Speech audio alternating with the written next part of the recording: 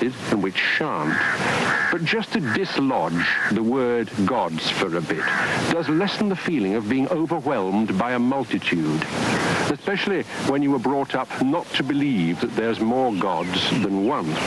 Now, many of the old legends that had been associated with the pagan gods were simply transferred over to the saints. Paganism and Christianity were mixed together. Sometimes a saint was given a similar sounding name as that of a pagan god or goddess it replaced. But why pray to the saints when Christians have access to God? Now examine the goddess Bridget, regarded as the daughter of the sun god, and who was also represented with a child in her arm. She was smoothly renamed Saint Bridget. In pagan days, her chief temple was at Kildare and was served by Vestal virgins who tended to her sacred fires. Later, her temple became a convent of her Vestal nuns. They continued to tend to ritual fires. Here, the goddess Namun, a seal impression shows that she was also represented as the goddess of war. Now let's go to our recorded program.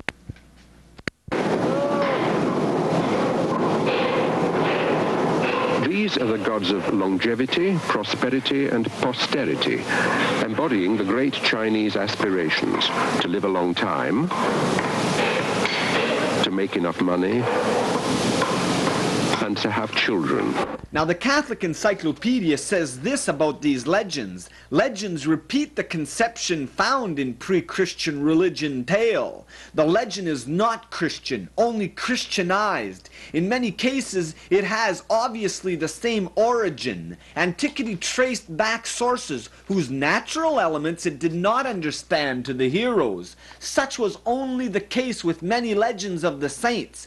It became easy to transfer the Christian martyrs the conception which the ancient pagan gods held concerning their heroes. This transference was promoted by numerous cases in which Christian saints became the successors of local gods, and Christian worship supplanted the ancient local worship. This explains the great number of similarities between gods and saints. In a Roman Catholic Encyclopedia, Volume 9, page 306. Now, prayers to the dead is also found in China. You're saying it's important that everybody in the family, as far as possible, turns up at the grave sites on Qingming. Why does it matter to have them all there? Because it's sort of a renewal of their kinship with the dead. So that it's the living renewing their kinship with the past. So that the line succeeds down through time. So that in a curious way, anybody, dying, can expect that at least once a year there will be an absolutely total family gathering. Yes. Now, the best preserved pagan ancient temple now remaining is in Rome and is called the Pantheon, which in olden times was dedicated, according to the inscription over the portico, to Jove and all the gods. This was reconsecrated by Pope Boniface V to the Virgin Mary and all the saints. Such practices were not uncommon. Churches or ruin of churches have been frequently found on sites where pagan shrines or temples originally stood. Now, a cave shown in Bethlehem as the place where Jesus was born was actually, according to Jerome, a rock shrine in which the Babylonian god Tammuz had been worshipped. The scriptures never state Jesus was born in a cave.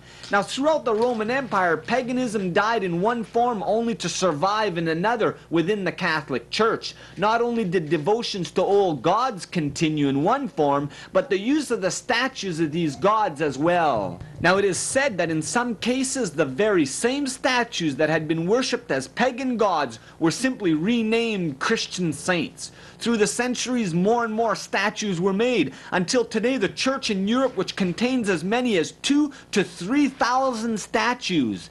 Now, in large impressive cathedrals, small chapels and shrines, dashboards of automobiles, in all these places the idols of Catholicism may be found in abundance. Now, people say we don't worship the statue, just what it represents. Well, the same is true of pagan nations all around the world. This is a potter's yard, and you can find little shattered images of clay gods all over. This is not a put-up job, but at our feet, as we sat down, was a part of a head of Lakshmi, wife of Vishnu. Are you telling me that an image, a clay image, really contains God.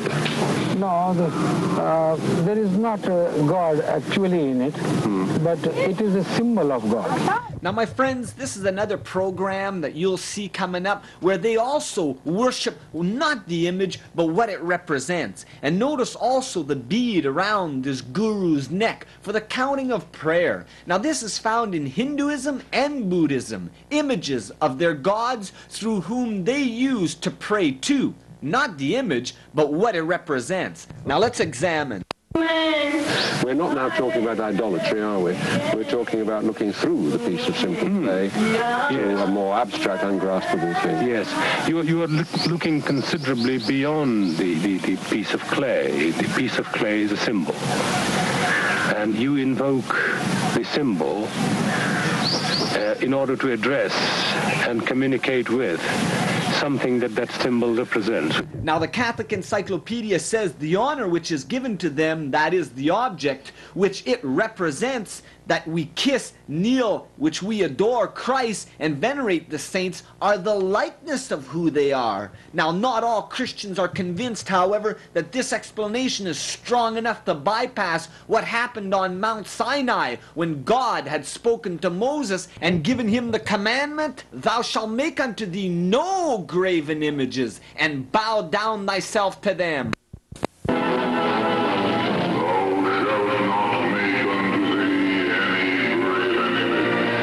Now, my friends, this is one of the commandments in Exodus chapter 20, verse 4 or 5, and it says, "Thou shalt not make unto thee any graven image, or any likeness of anything that is in heaven above, or that is in earth beneath, or that is under the earth. Thou shalt not bow down thyself to them." Definitely not what the church is doing. In the Old Testament, when the Israelites conquered a heathen city, they were not to adopt the idols that these people had. Such were to be destroyed, even though they might have been covered with silver or gold. Isn't that what happened to Samuel? Now, it was God who told Samuel to tell Saul to go blot out the Amalekites, and the graven images of their gods shall ye burn. And all these pagan shrines were to be destroyed, not kept and given back to God, or even thought they could be brought into the faith. Entreaty, ransom.